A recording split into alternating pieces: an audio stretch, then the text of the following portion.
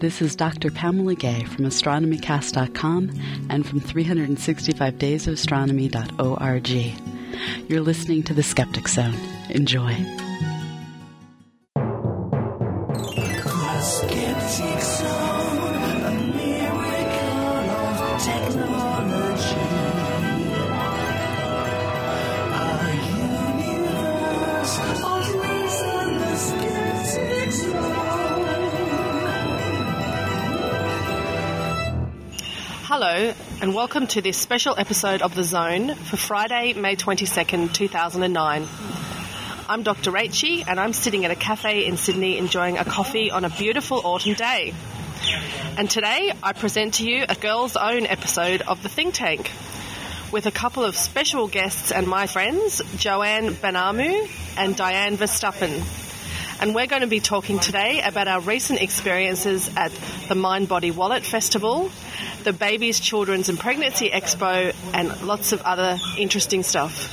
So come with me now to our favourite club and enjoy this special episode of The Think Tank.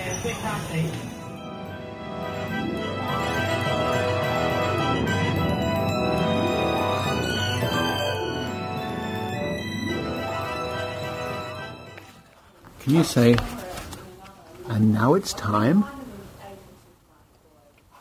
For what? Now you have to say, and now it's time. Now it's time. In a big call. Now it's time. For the think tank.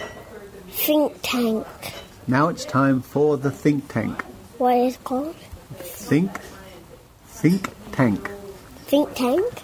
Now it's time for the think tank. Say it again. Now it's time for the think tank. Join us now for drinking skeptically in the Think Tank.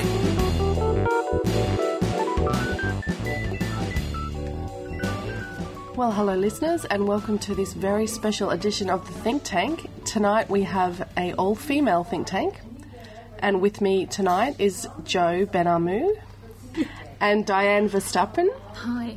And myself, Dr. Rachael.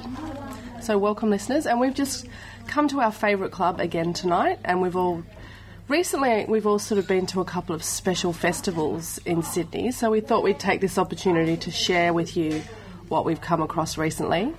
And I should tell our listeners that Jo is actually a registered nurse who works in a hospital in Sydney, so she's got a good background to go and look at these kind of alternative woo sort of stuff. And Diane is a physiotherapist who runs her own company. Do you want to tell our listeners a little bit about what you do, Diane? Yeah, I'm a registered physiotherapist, but I actually work more as a behaviourist at the moment. I work with children with mainly autism, where I do behavioural intervention and use behaviour modification. So, Jo, can you tell our listeners a little bit about what you do at work on a day-to-day basis? As I think we mentioned, I'm a registered nurse, and my specialty area is in gastroenterology and endoscopy. Specifically, I work with new nurses in our area to educate them about what we do, and my personal aim with the people I work with is to just promote their own critical thinking skills as nursing professionals, so that as they progress in their careers they can hopefully use those skills wherever they go, and using the best evidence available, and that's about it. So do you give colonic irrigations? I'm afraid not. No, not personally. Shame, because you could charge an arm and a leg for that. I know, I'm missing out, I tell you. Just put a sign up out the front of your house on the weekends. Nurse Jo. Sorry, Sister Jo. Sister Jo. Do it with teas and you can charge more. Caffeine enemas. It's terrible. My whole life since I went into the specialty area, all anyone wants to know is about enemas. Should have gone into, something exciting like emergency, cardiology. No, stuck with the bottoms. And you actually tend to get a little bit cranky, Jo. You're quite new to the skeptical scene, aren't you? We only met you quite recently through Skeptics in the Pub, wasn't it? Is that how you found the Skeptics? No, I had known about the Skeptics for years, and I'd gone overseas and just sort of forgot about things for a while, and then came back to Australia, and all this woo had been sort of bubbling away and bothering me, and I decided to get back in touch with the Skeptics again, and I think there was a dinner meeting on, so I came along to the dinner meeting last year where Victor Stenger was talking. Oh, I remember that, which was a really great little introduction to meeting everyone, and came to Skeptics in the pub, and now I'm hooked. Yep. So in front of Jo, our listeners should know that she's got a plethora of woo material, because we all a couple of weeks ago went to the Spirit Festival in Sydney, and was this your first time, Jo? It was, yeah. And can you give us some impressions of your experience? Well, it's one of those things where you know, going in there, I didn't quite know what to expect. It was, I think, eye-opening is definitely the word. It's just, it's really difficult because there are a lot of things about it that are quite innocuous and quite, fun. People seem to be enjoying themselves. Everyone seems to be buying interesting little trinkets. But I just think there's an undercurrent of things that are going on there that are worrying. And the thing I just came away from there feeling that there were a lot of things that were misrepresentations and were, it's just all this sort of veiled, touchy-feely, everything's safe and natural. And, we're all looking after you, where these, bad scientists and these evil doctors are kind of, pushing their potions and poisons and things on you. But we have the answers for everything. And people are, I think, quite credulous about some of the things that are being sort of pushed towards them as safe alternatives. But isn't that ironic? I mean, you came across this too, Diane, at the Pregnancy, Mothers and Babies Expo you went to last week. But it amazes me that these people have this agenda that it's the big pharmaceutical companies and conventional medicine and doctors are evil, as you say. But on the other hand, they're pushing this natural medicine and homeopathy and supplements, and that is a multi-billion-dollar industry. Yeah, there seems to be this really strange... I've struggled with that a lot because there just seems to be such a weird... I don't know what the word is, but people... It's almost like that kind of... I don't know if it is a false dichotomy where it's like, science versus, or scientific medicine versus natural medicine, rather than any of these things with evidence is potentially medicine. As we talk about, I can't remember who was it that said, if it's found to be valid, if we show with evidence that it's worthwhile, then it's science. Well, then it's alternative medicine that's been proven to work is called medicine. It's called medicine. That's right. I couldn't remember the exact. Yeah, exactly. Yeah. It's no longer alternative medicine. It is medicine. Yeah. So it's just such a strange thing, and people see people have been happy to go along to their doctors for certain things, and yet other things they will push away from. I mean, one example I think of was that recent case with that horrible case that we're seeing played out in the media at the moment about that little baby whose parents treated her homeopathically for her eczema and who died. Yeah. And I mean, look, obviously this is what's being reported in the media, but it seems that the mother went to hospital to have her gallbladder removed, I believe. Yeah, she had. I think she had gallstones. Yeah, they were touring India, going to a lot of weddings, and they had their daughter with them. And the mother came down with acute pain, and she went to a normal hospital to have her treatment. Yeah, she got treatment. Yeah, but they didn't get treatment for the little girl. No, and I think it was after that trip that, when they flew back to Australia, the other passengers reported this baby did not stop screaming for the entire trip.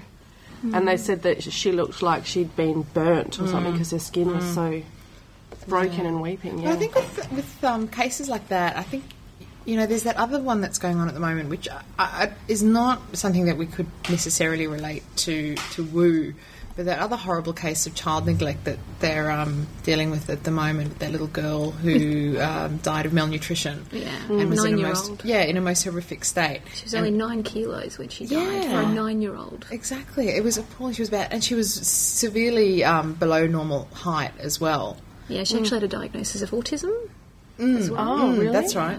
Yeah.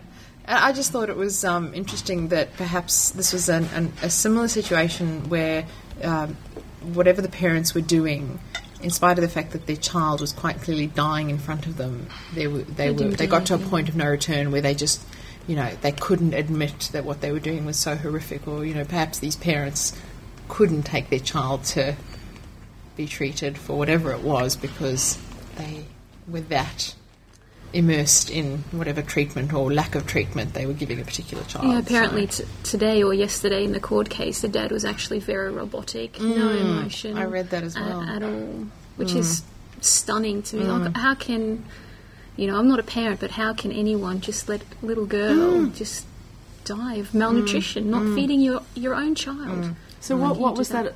I haven't heard this case. They just didn't feed her? This was a little girl who they found. She died. I can't remember how long ago. It was almost a year ago now. 2007. I think. Yeah. And this is the thing is I can't connect it to Wu specifically, okay. But there was just something about the way the parents were so incapable of either recognising that that what was happening with this child was so wrong. Because this little girl who died of the eczema was also, the doctors have said they have never seen a child so damaged by this, which could so easily have been treated with medicine. And in a similar case, the doctors or I don't know if it was a doctor or a pathologist who did the autopsy or whoever it was that saw this little girl who died of malnutrition similarly said they had never seen a child so malnourished in a Western society, which could have easily been treated. So you normally associate that sort of thing with religion or a cult sort of thing, don't you? I mean, there was that story that I heard about recently. The court case is currently underway where I can't remember where it happened, but it was a 9-month-old child, and because he wouldn't say amen at the end of meals, his parents stopped giving him food and water and then put him in a little suitcase with mothballs, but they were convinced he was going to rise from the dead. That's And right. so the court case is going on now, and the defence is saying, well, okay, we'll go through this court case, but if he does go through resurrection, then we want all charges dropped. So, crazy. but that's a cult sort of thing. But you don't usually associate what you're talking about with, unless there's something like that involved. Yeah, but and that's the thing is that hasn't actually come out at all, and it just seemed so odd that I wondered whether, maybe there was something there. I mean, there was another case a while ago that was in the paper about a little girl who was in foster care who died under similarly horrific circumstances where she had a knee infection. Oh, right. And became incredibly unwell. She became septic and I think she was convulsing. She was just terribly unwell. And she ended up dying, I think. And again, the people who were charged with this child's care just could not or would not deal with the problem. And I just wonder whether these people just don't somehow see what is in front of them, and there's something where they just cannot... I just cannot fathom how you can see a child in a state like that, for a long period of time and not do anything about it. Well, Diane, you went to the Pregnancy Expo last weekend, and your area is behavioural therapy and with an interest in autism. Yes. That's correct. So can you tell us a little bit about some of the woo that you came across? Well, I guess the most blatant or most annoying thing for me was that we saw the chiropractor stand, and I asked in general a little bit of information about vaccinations, because as you know there's this whole thing about vaccinations and autism, and there was a magazine on a stand with Jenny McCarthy and Jim Carrey, so I asked, what can you tell me, this is a chiropractor mind you, what can you tell me about vaccinations? And she said, you should go to the AVN website. Which website? The AVN website. Oh, the Australian Vaccination Network. That's the one. Yeah, right. We're good friends with them, aren't we? That's right. So I asked a little bit more information about just vaccinations. She said, parents have a choice, and you should read up on your information. And then she talked about that there was research. So I asked about the Andrew Wakefield study. And she... But did you say the Andrew Wakefield study, or you just said, you were playing dumb a little bit, That's weren't you? right. Initially I asked about what she could tell me about the research that was involved, and then she said, there's lots of research involved. So I asked specifically about the Andrew Wakefield study. She says, yes. And I said, did you know that was actually debunked and discredited? And she goes, oh, no, I didn't know that. So then we started talking about, but then she sort of... We had to walk away because I got something. Yeah, that was how I felt walking away from a lot of the stuff at the Mind, Body, etc. festival. It's funny, isn't it? Because the first time I went to the Mind, Body, Spirit Festival, Richard Saunders actually dragged me along. And I think I ended up so angry that I was shaking, literally, and he had to drag me off into a corner and calm me down for about 10 or 20 minutes. Which doesn't sound too dissimilar from how you were at the last one we went to, because that was right after you'd been to the Channel 7 debate. So that's true. Yeah, that's true. No, I have... If you thought I was bad last time, you haven't seen anything compared to the first time I went. And I think the second time I went, we went to see the live blood analysis people, and they had a big poster behind their stall that said scientifically proven or scientifically demonstrated or something. And so we did what we always do. We played dumb and asked them what their scientific proven thing meant. And she'd already given us a pamphlet at that stage, so we were having a look through it, and then we were asking these scientific questions, and you could just see something click in her brain, and she looked at both of us and she snatched the pamphlet back. And she said, "What do you do? Are you doctors? Are you from the government?" And she Big Pharma stooges. No, she accused us, or she asked us if we were from the Therapeutic Goods Administration. Wow. Which is the Australian government's legislative board for healthcare. So how guilty does that make you look if you think you've been sprung by the government for doing things illegal, and you snatch back the pamphlet and go, "Are you from the government?" So did these people have any actual medical degrees or any medical background? They didn't. Sorry? No.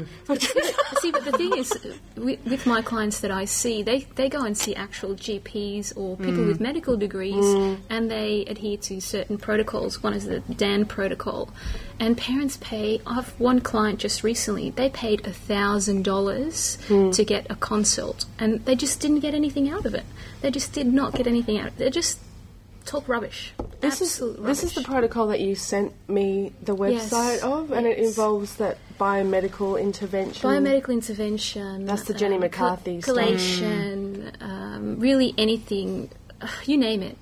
There's so many different protocols out there that are, and parents just pay lots of money. And the thing, what the worst part that I find is that these people actually have medical degrees. They are GPs, they have some medical background, and they still do this to, unfortunately, gullible parents, because they have these degrees. Parents believe them. But do you think these doctors believe what they're doing? Oh, yes. They believe. This is the thing that I had an email yesterday, and I mentioned this before we started recording, from a surgeon from New South Wales, and he pointed out to me a few episodes ago on the think tank I'd mentioned that part of the training that you get at med school doesn't involve critical thinking. That's right. And as a scientist, that is your job. So my opinion was that we are better trained in critical thinking than doctors or clinicians per se, because much of their job doesn't involve sitting down and critically analysing things like scientific papers. And he criticised me fairly and said, look, I don't think that's entirely true. I do have critical thinking, we do get trained at blah, blah, blah, but it's, and I absolutely think that's right. And so I said to him, you should come on the show and talk about it, and I was still, the invitation's still there. But then you do get people like that. That's right. And, there's always bad apples in any profession, that's absolutely true. But, we have enough problems with people like at the Mind Body Wallet who lend legitimacy to their products by using scientific terminology, even though they're an ND, possibly a doctor of naturopathy or not a doctor. But how can you explain it to laymen when it's actually a medical That's doctor right. who has, 8 years of training, That's right. plus intern, plus registrar, plus everything else? But I find it hard. I find it very difficult to see how anyone with a medical training, a medical degree, as opposed to just a medical background, whether it's nursing or any allied health or anything like that. It's just, working with doctors every day and hearing the way they speak. Research is their language. I mean, they talk clinical trials, they talk evidence all the time. I mean, just listening to them, all you ever hear is this study said that and that study said that. And, they're reading literature all the time. I don't see the same thing in nursing whatsoever. And, one of the things that I really would love to see nurses doing more of is being aware of what's in literature and being familiar with how to read a study, how to actually tell whether something is actually a valid treatment or not. And, more often than not, if I'm going to see something associated with woo, it would be coming from, a nursing or a similar type of area. And I've never forgotten, and I think I've told you this story before. Years ago when I was working in London, I was working in radiology, and I had to supervise patients who'd had analgesia, who'd had pain relief for a particular procedure, and the patient was having a treatment for a kidney stone. And we were in a very quiet, dark room, and the radiographer who was actually giving the treatment was, doing her thing, and I was sitting there quietly just monitoring the patient. And the next thing I knew, and the patient was quite sleepy at that point, lying face down. The next thing I knew, the radiographer started madly waving her hands, waving her hands over the patient, furiously up and down. I sat there watching this, and despite the fact that I was really giggling on the inside, I really wanted to say to her, have you gotten this person's informed consent for interfering with their energy fields?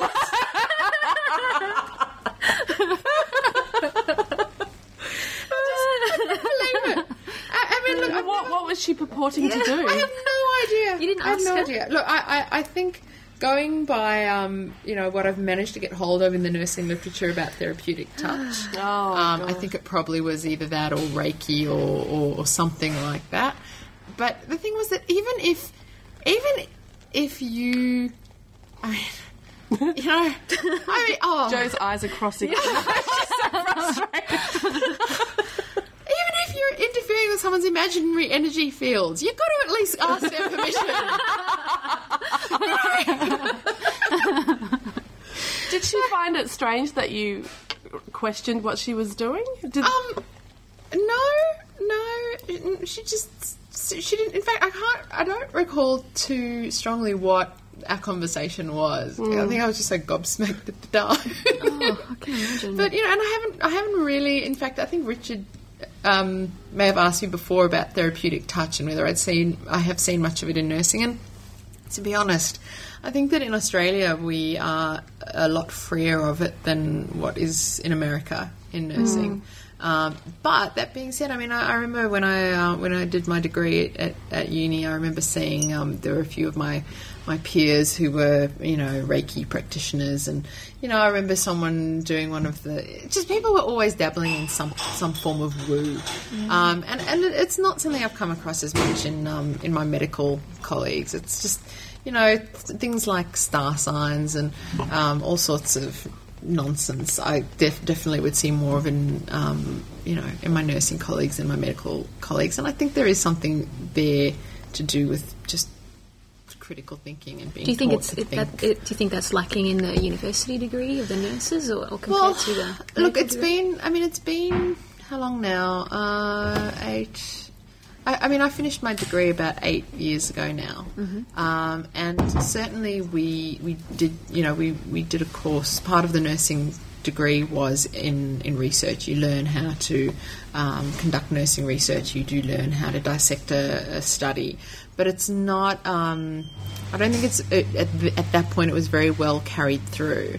And I've done postgraduate study since then. And I think, just partly my own scientific interest has driven me to maintain that kind of focus in what I'm doing. But I can't say for certain whether it's something that forms the basis of the nursing training. I think it could also be... I think you can also see differences in different areas and different subspecialties. And that may be the same thing also in medicine as well. In different areas you may see different things. So, for example, in breast cancer work there's a lot, or in HIV you would see a lot more in the way of woo, because, as we know, people who have got cancer or HIV or any sort of... Or any incurable disease is a target for these people, right? Exactly. Yeah. And speaking of incurable diseases, we did come across... Calm down. I'm going cross-eyed again. At the recent Mind Body Wallet Festival, Joe, that you and I attended, we came across a stand that was purporting to cure incurable diseases. And what were they going to do? How were they going to do that? Well, alkaline water. My ears pricked up and I thought, alkaline water. That sounds rather odd. Is there something they're not telling me? So I asked him a bit more about it, and he said, well... And in fact, he actually even looked a little bit sheepish about it, I think. But he said, if your body is too acidic, it can cause cancer. The whole thing with this water seems to be that, if you use normal tap water, or any type of water, it's acidic, supposedly. And according to this organisation and a number of others who are all promoting this idea, if our bodies are too acidic, all sorts of horrible things can happen to us. Which is really bizarre. It is, because it's such a complete distortion of physiology. Well, what's the pH of the stomach? Well, exactly. It's about 2, bizarre. right? Yeah. So if you take a bottle of expensive alkaline water and stick it down your gob, it goes into your stomach, which is pH 2, and guess what happens to it? It's no longer alkaline, it's acidic. Exactly. Duh. And I just sometimes I wonder whether there's some... I got so hysterical over this after the experience at the stall in question. And in fact, our experiences at the stall were quite bizarre, because they were bizarre. I went to the stall with very innocently and open-mindedly. Not. Look, the fact that they had a great big sign up saying find out how water can cure incurable diseases. If you want a skeptic to come running, that's a good way to start. But all the other stalls we went to on the day, they were welcoming.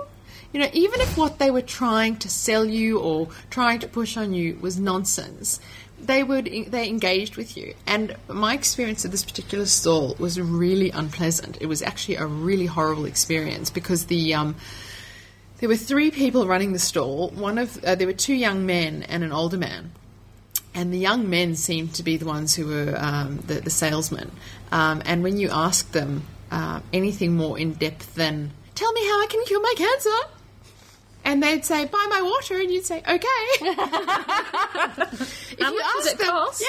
If you ask them anything more in depth than that, well, they just fell apart at the seams, because they couldn't actually answer any of your questions. And so when I started pushing them for more information, they directed me to the older gentleman. And the older gentleman reminded me of, I don't know if you've ever seen, I don't know why he reminded me of him, but you know that guy who, he's one of those people who uses body modification to look like an animal. Oh, yes. And he's this man who's like, he's got like leopard teeth, and he's got, coral implants and God knows what. And he reminded me of this guy, actually. But I went up to him and I said to him, look, can you please just tell me how this works? Your science says you can cure incurable diseases, and I said to him that I had a friend who had cancer, and how could this cure their cancer? Because by crikey, I want to give it right there, and it also says so. Yeah. So he got really irate and sort of aggressive and started thrusting bits of paper at me and saying, I am the new... What was it? Hang on, I've got his little pamphlet. I am the new species. What? I am the new species. Are you serious? Now, the thing is that when I you... know this guy. Yeah, He's when there every time. It's bizarre. Yeah. I mean, when you read his little pamphlet, it is unintelligible. I mean, honestly, you cannot understand half of what he's saying there. Do you know what? The thing that irks me about this guy is last Mind, Body, Spirit, they have them there? every 6 months. He was there and he was doing a talk in the Speakers Cafe. And he's such a nice looking old man, you know? And he says that he had cancer, terminal bowel cancer or something. Liver cancer, which he cured through drinking this magic water.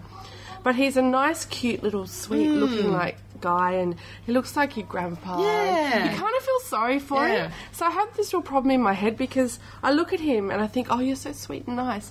And then There's an underlying current of... of Scary. of scariness, yeah. And the thing that was funny about that stall was there were a few of us asking questions, and none of us could get them to say that water will cure cancer. Yeah, whenever you press them on it, when Yeah. you said to them, look, can you please, your sign says this, can you tell me how? And then they started furiously backpedaling and saying, absolutely. well, Yeah. it can help, it will, and then they started giving all the usual, supporting the immune system. Da, da, da, da, da. But the funny thing about this stall, which we haven't really talked about much, was the great displays of different waters, and they had all this blue water all over the place. Yeah. And I kept wanting, I never actually got around to asking them why they had all this blue water there. And in fact, when you go to their website, because I got so excited about all of this, and I actually... She got excited. I did. I was just... I just was so astounded at how so much nonsense could be peddled in one place. Oh, I see live blood analysis on that piece of paper. There. Yeah. You're excited about that, Rachel. I do get excited about that. But they, what was it? They said that, they asked, why does their water turn blue? Because I wasn't sure if they were saying that, here we go, you may be wondering why Alkalife natural alkaline water turns blue. And they say that it has undergone a pH test with a pH indicator solution. If the water is alkaline, the water will turn blue. If it is acidic, it will turn yellow. And if it is neutral, it will turn green. So apparently only their water turns blue. And this was just... Can I just read this little bit? I just had to laugh. I've got this little fly here, and it says, "Water carries a message. Only those who have a thirst for life and a robust will to live will get it. Make sure you drink plenty of water, and whatever you do, don't let anyone blow your candles." I know. Blow your candles? That's what it says. Don't let anyone blow your candles. You know, it was funny because this water thing, this alkaline water, has been around for a while now, but there were a lot of stalls at Mind Body Wallet selling it. And I did come across a guy who I've come across in the past, and he sells this sort of, it's like a filter that you put on your taps, and it's got a crystal in it. And it pushes the water through at a high pressure, and then the crystal modifies the structure of the oxygen and the hydrogen. And they all, by the way, had that book about, if you freeze water with happy words or sad words, the crystals change shape. Oh, yeah. The Japanese researcher, whose name I can't remember. Have you heard about that? No. Have you seen What the Bleep Do They Know? No. Okay, don't. It's 3 hours of your life you'll never get back. Oh, like the Benny Hinn show. Oh, that's like Benny Hinn, but worse. Well, no, actually, it's not worse because you can stop the tape. Oh, and go outside and scream. Yeah. No, it's this Japanese researcher who would take water, put it in bottles, write a word on a piece of paper, for example, angry, stick that onto the bottle facing the water and freeze it, and then look at the shape of the crystals. Now, if you had angry, you'd get these crystals that were all like jagged and looking really angry and cranky. But if you pasted the word happy, the crystals would come out looking really round. So the and crystals happy. Can read. Yes, that's right. I see. So all of these people had that book just lying somewhere within their reach on their stalls. I noticed that. But the guy who I was mentioning who had the special filter that only cost $1,700 to install, and the crystal was, you didn't ever need to replace it. It was for a lifetime. When I asked him if it had any special powers or if it had, any abilities to cure diseases, he said he was smart about it, and he said, look, I can't say that. I don't think so. I don't know. unlike the other people here making those claims, that's not something I would do. But I can tell you it'll give you more energy or something. And he had the funny thing, he had this graph, right? Oh, I love a good graph. He had this graph stuck on the side of his stall, and it had two lines that were sort of, going up and down, and the y-axis had numbers, but it didn't say what they referred to, and neither did the x-axis. So it just had these jaggedy lines. Oh, that's right, it was measuring your meridians. So you drink this, they'd measure your meridians before you drank the water, and they'd be really jaggedy and angry, like the angry water crystals. And then you drink this water and they'd smooth out. And I asked him about the meridian research, and he said, oh, look, I didn't do that research, so I can't tell you how it was done. And I asked him if it was published anywhere, and he said, I can't tell you, I don't know. So he was quite clever in that sense. He didn't make any claims, except, buy this $1,700 magic filter. But yeah, that water thing, I just find it so bizarre. Oh, I'm just looking at the list of books that they recommend on their website, and I'm sold. Alkalize or die. Are you serious? Really? And let's not forget the book by Sang Wang. No, hang on. Which one is it? No, I think I've got the wrong one here. It's by... While you're looking through that list, Joe, here's a bit of a biochemistry lesson for our listeners that completely blows this theory out of the water. In our cells, there are little compartments called lysosomes, and they contain lots of enzymes that chew up proteins that get damaged to turn them over so your cells can renew themselves. And they have lots and lots of enzymes, about 50 different types of enzymes that chew up proteins, and they only work in an acid environment. If the pH is above 5, they don't work anymore. Wow. So there you go. If you drink so much of this water, if it apparently does get into your system, if it can flood into your lysosomes, you would die. And the other thing is also... because you can't recycle proteins anymore, and that's it. Your cells are dead. You know, apoptosis is gone. Exactly, and they completely ignore the fact that the body has its own buffering system. Oh, bicarbonate. Don't. No, forget that. Forget that we breathe off bicarbonate. Yeah. No, exactly. No, look, that's just not convenient, Joe, to remember those I'm sorry, kind of I facts. forgot. Yeah, we're not talking about science here. No. Oh, can we tell our listeners about what happened when we went to the live blood analysis? Oh, we got moved on. We got moved on. You love it. Blood analysis. we got filthy looks. We asked too many questions. I know. They don't like questions. No, they don't. They I mean, we were very polite to them though. We were very nice. We were non-confrontational. No, we mispronounced words like I don't know, hemoglobin or something. What's that hemed stuffy? What? Yeah. Oh no, there was something else they kept referring to. But no, we went up to them and we asked them what they were doing. They looked very important because they had a microscope. Yeah. And a computer screen. And a computer screen. That's sciencey, isn't it? Yeah. Makes it all true. It was real. Yeah. It was really real. And they, so we went up to the guy there and we asked him if he could tell us a little bit about what they were doing. And, they had their nice shelf there with their many products that they were selling to their live blood analysis customers. And we asked them all about what they were doing and how it worked. And the guy there was, quite happy to answer all of our questions. And I can't remember, we asked him a lot of stuff about what sort of, what it could be used for and so on. But the thing that really stuck with me was when we asked him how... because what they do is once they do the live blood analysis, so they take a little finger prick of your blood and they put it under their microscope and they have a look and they can diagnose all manner of allergies and just about everything under the sun. Can I just except ask you a for question? stupidity. Can I just ask you a question? I just want to... What's the difference between a live blood analysis and just a regular blood analysis?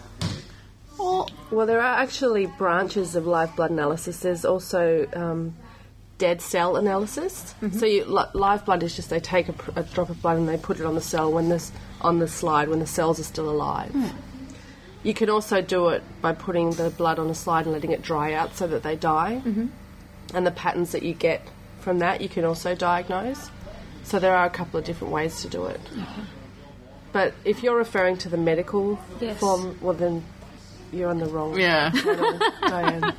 It's nothing to do with medicine, No. except that it's got a microscope. Yeah. So what's the difference? What do they claim to be the difference between regular blood analysis? Well, they claim that they can, by the shape and the sort of arrangement of your Is that- red blood cells, that they can diagnose certain conditions. So if your cells sort of are all clumping together, then they might say you've got too much cholesterol in your system, or you've got virus infection here we or a go. bacterial infection. And the way that we can fix that is, oh, look at this, we've got all these supplements that we can sell you, and that'll fix your problem. see. Yeah. They say here, this is from a picture taken from one of our lovely alkaline water websites, and they say here they've got a nice little picture of red blood cells, and in one picture it looks like all the little cells are all clumped together like little worms, and in the other picture they look like nice little round happy cells, all floating freely. And it says the red blood cells in the first picture are sticking to one another, showing signs of inflammation in the body. Which really has nothing to do with that. You can answer it. Go on. And it's really, they just claim, just like all of the other vague ailments that they claim to be able to diagnose with every other, But can they actually call it blood analysis if it's not really? Well, they're looking at it under a microscope and they're analysing it. Yeah, it's called lots of different things. Sometimes it's called HemoView, which is a brand name. Sometimes it's called nutritional analysis. It's called lots of different things. But our listeners would probably be well aware by now that if there is some treatment or someone tries to sell you something that can cure a whole range, apparently, of diseases across a very broad spectrum, then that's a very big red flag. So I think we did see a live blood analysis stall that was saying that they could pick up AIDS, HIV, cardiovascular disease, allergies, you name it, pick it out of a hat, they can diagnose it. And that's a very big red flag because you just can't with medicine. And especially also with one of the things I find really interesting about all these, any of these treatments that claim to cure cancer is that,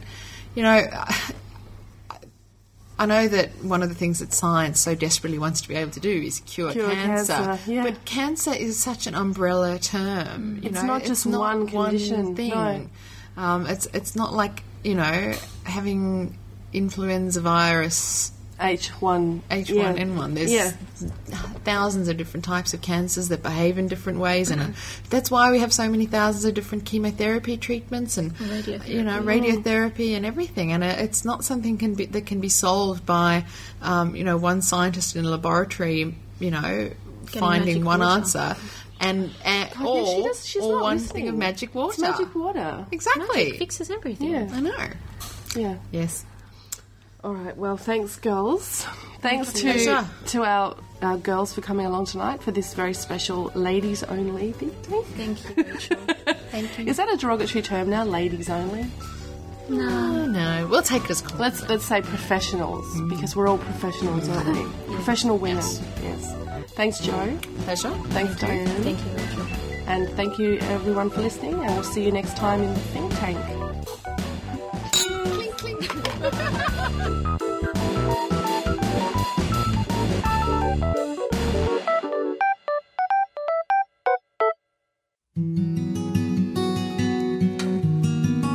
Calling all skeptics in Christchurch, New Zealand. Now you too can enjoy the worldwide craze that is Skeptics in the Pub.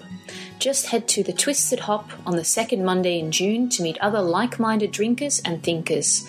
All the details can be found at meetup.com/Christchurch-skeptics-in-the-pub. So turn up, drink up, and tell them the Skeptic Zone sent you.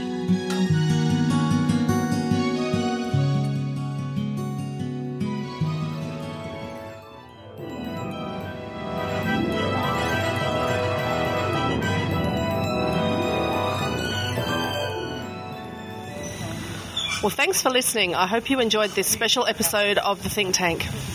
Now, if listeners would like to see me live, as well as Richard Saunders and our reporter Kylie Sturgis, plus our special guest, Dave the Happy Singer, Come to Melbourne on the 30th of May, where we'll be doing a lecture at the Melbourne University. Check our website, www.skepticzone.tv, or the Young Australian Skeptics website at youngozskeptics.com. See you next time on the Skeptic Zone. You've been listening to the Skeptic Zone. Visit our website at www.skepticzone.tv for comments, contacts, and extra video reports. The Skeptic Zone, a miracle of technology.